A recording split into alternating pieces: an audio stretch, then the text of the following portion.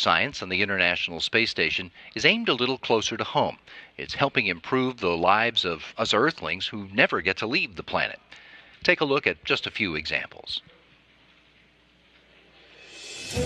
The International Space Station is the most fantastic vehicle ever built.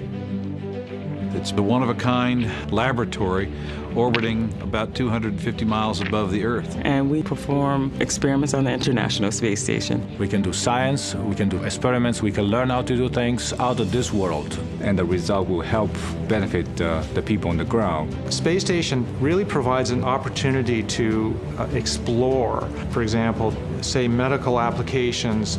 The aging and the osteoporosis and muscle wasting conditions are greatly accelerated in microgravity. The weightless environment will give us insights into things like diabetes and maybe even cancer. Understanding those phenomena allow us to look at how we can improve treatment of disease here on Earth.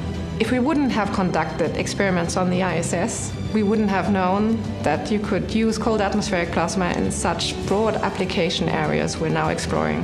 One of the most promising results has been gained by studying a protein associated with Duchenne muscular dystrophy. We may be able to slow the disease by half, potentially doubling the lifespan of many of these DMD patients.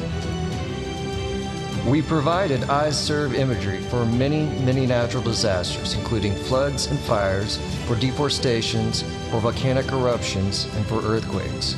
So it was really a fantastic example showing how imagery from the International Space Station could be used in these times of dire need. This was when we realized we had a chance to make a difference in the world using the same technology that was used by NASA, but applied in a remote area of a developing country.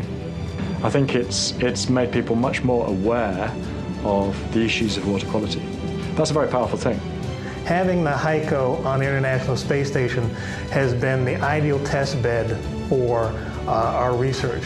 We can monitor these water bodies from space, and if we can reduce exposures both to humans and even animals, then we've achieved our goal. And now today, we're able to operate the largest fleet of Earth imaging satellites in human history. And none of that would have been possible without the International Space Station. The space station has done so many things for life on planet Earth. It shows us what human beings can do working together. It shows the science that we can discover. Over 2,000 experiments have flown on board ISS. 170 countries around the world have participated in some fashion, either in the ISS itself or in one of the experiments. Our rate of research is actually increasing. We're doing more today on board the space station for research than we have ever done before, and that's only going to continue in the future. And so what we're seeing today is a proliferation of new ideas and new concepts. It's almost like it's a renaissance of what's happening in space. Buckle up and strap down, because this is going to be a rocket for all of us in the global community to be part of.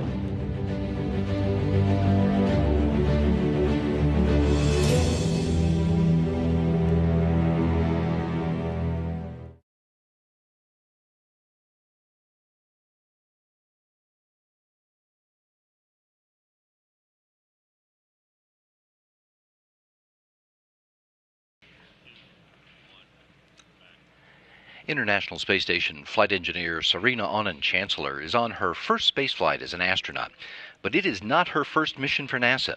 The Indiana native, who graduated from high school in Colorado, went off to college with an eye toward working at NASA someday, and she spent almost 3 years as a NASA flight surgeon before becoming an astronaut. But did you also know that she has mismatched twin dogs, a background in martial arts, and a college baseball Jones? Here are 5 things you didn't know about Expedition 56's Flight Engineer 6.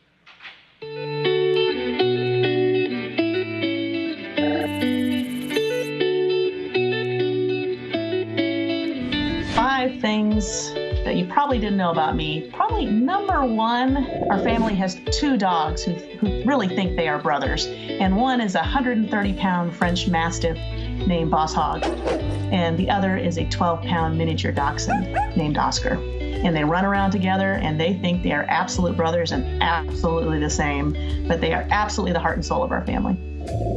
Number 2, Our family absolutely loves to watch Aggie baseball. It's one of the favorite things that we do together as much as we can, certainly during baseball season in the spring. And in fact, it was the last thing we did before coming out to Russia to prepare for launch. We watched the Aggies play baseball at the University of Tennessee. Number 3, I actually do still practice medicine. I'm an active physician, and one of my favorite places to see patients is at a free clinic in Galveston, Texas, where we practice medicine for the underserved and those who can't afford medical care and do not have insurance, and that's at St. Vincent's House in Galveston, Texas. Completely student-run free clinic, but it's one of the joys. I love going there, and I love seeing my patients, and it allows me to teach medical students and residents really how to practice medicine in an underserved environment, and something I enjoy doing every week when I'm able. Number 4, my husband and I had a very non-traditional wedding on a 1,000-acre ranch, and part of our wedding reception, we actually had a rodeo event, and there was a big calf roping event that occurred, and most of our guests say they had never ever been to a wedding or a reception like that, but thought it was the best thing they'd ever been to.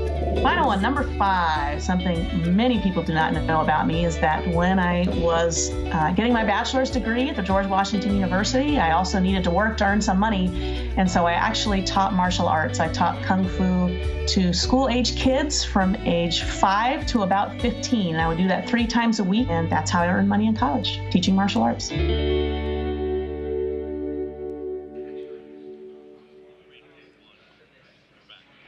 Since the days of the Gemini program, America's human spaceflights have been controlled by teams here in Houston, but the tools have evolved with the times.